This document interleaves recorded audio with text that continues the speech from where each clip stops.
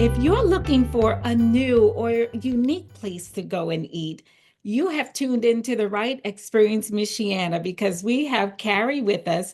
And Carrie, you are the author of Unique Eats and Eateries of Indiana. And so I first want to know, like, what was the inspiration behind the book? Were you just sick and tired of going to the same restaurants over and over again? Well, the way that I came across doing the book, it's Unique Eats and Eateries of Indiana. Mhm. I've been a travel and food writer for 25 years. So from the Chicago area, but right on the border. So I've always been doing a lot of traveling and eating in Indiana.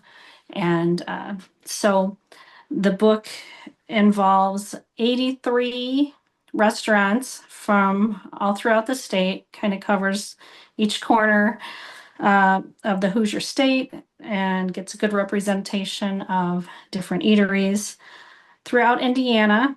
Um, Started off with a huge list of over 250 places and then had to narrow it down to what would fit in the book. So How that's what we came up with. how did you find out about these places? Well, a lot of them was, like I said, I've been travel writing for 25 years. So some of them are long time, nostalgic places, iconic places that have been around a long, long time. And I had experienced as I was traveling around the state. Also, just through friends in the hospitality and tourism field. So people I've known through the years just kind of pick their brains on the places in their region that kind of fell into the category of being unique and just kind of went from there and other suggestions from friends and family. I find it so fascinating what you do, and so how did you get into this? Was just something that you always wanted to do, or was this just something that kind of came about?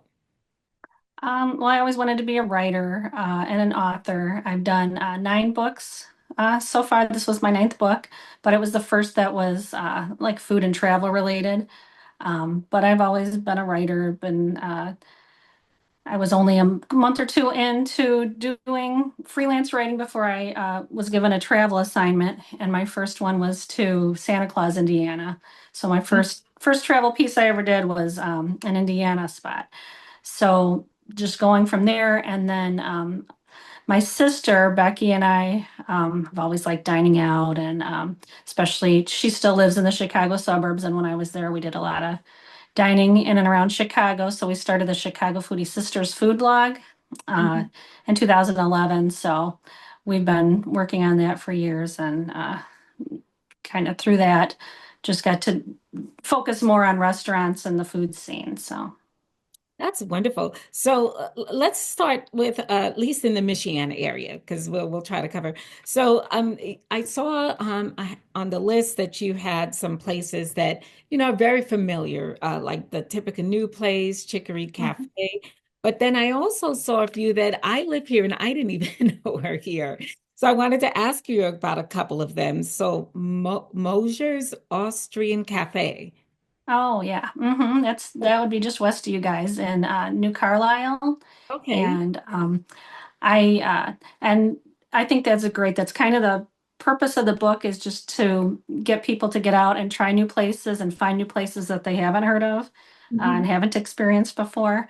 But Mosher's, that one I loved. I have a fondness for German food because my father-in-law was from Berlin and he immigrated here as a late teen and introduced me to German cuisine when my husband and I started dating.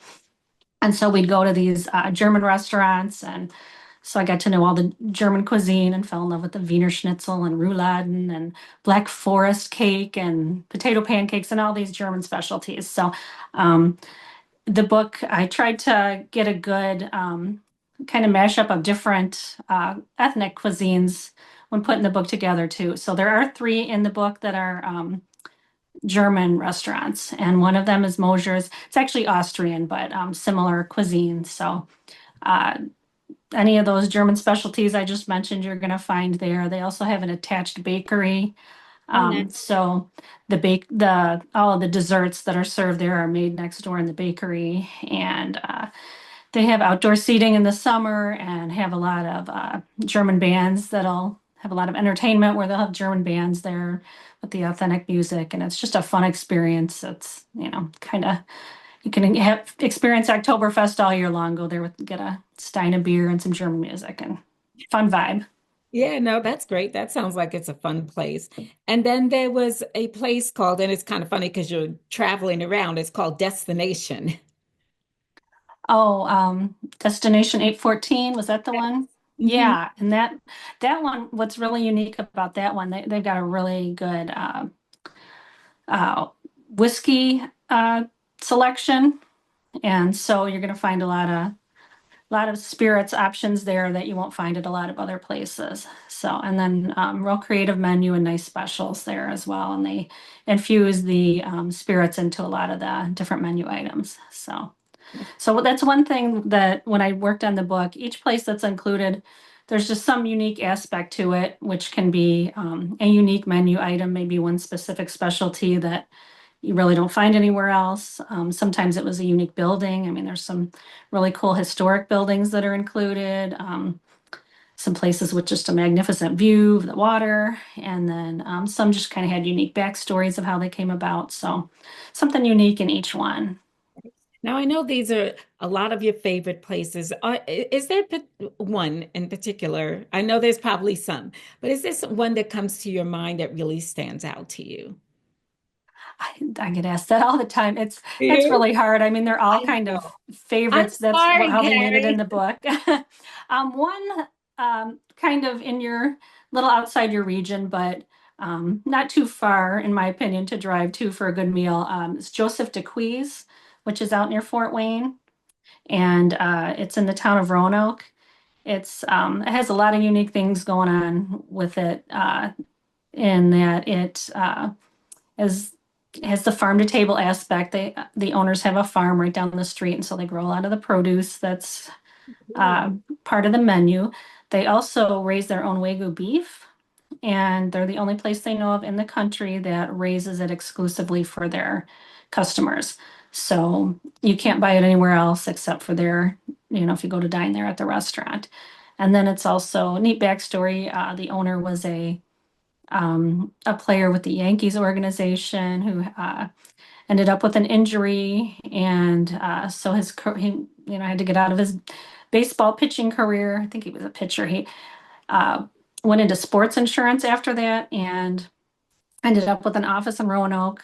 Had clients there and didn't really have anywhere to take them out to eat, so he opened up a private Uh-huh. dining room in an old bank building, historic bank building there, and then eventually opened it for the public. And so it's a nice fine dining experience. They also bought some adjoining buildings, and there's a market there as well and cafe.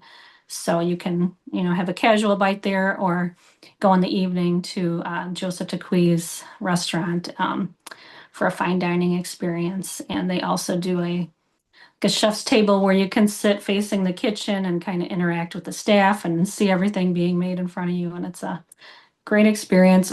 They've won a ton of wine awards too. So for a special occasion, that's definitely a place I recommend, and not too far from South Bend. Yes, that's wonderful. Now, when you go to these restaurants, are you kind of undercover, or do you let them know that the reason why you're there? Um, well, some of them, uh, like I said, had been from previous visits. So some I revisited for the book, and most of them, they knew I was coming, and they kind of would show me what they wanted to highlight that's on their menu, and then I'd get to know Mhm. uh, talk to them and get to know the owners and a little bit about the story. So yeah, most of the time they knew I was coming somewhere from previous visits. So That's wonderful. Now, how can people follow you, Carrie?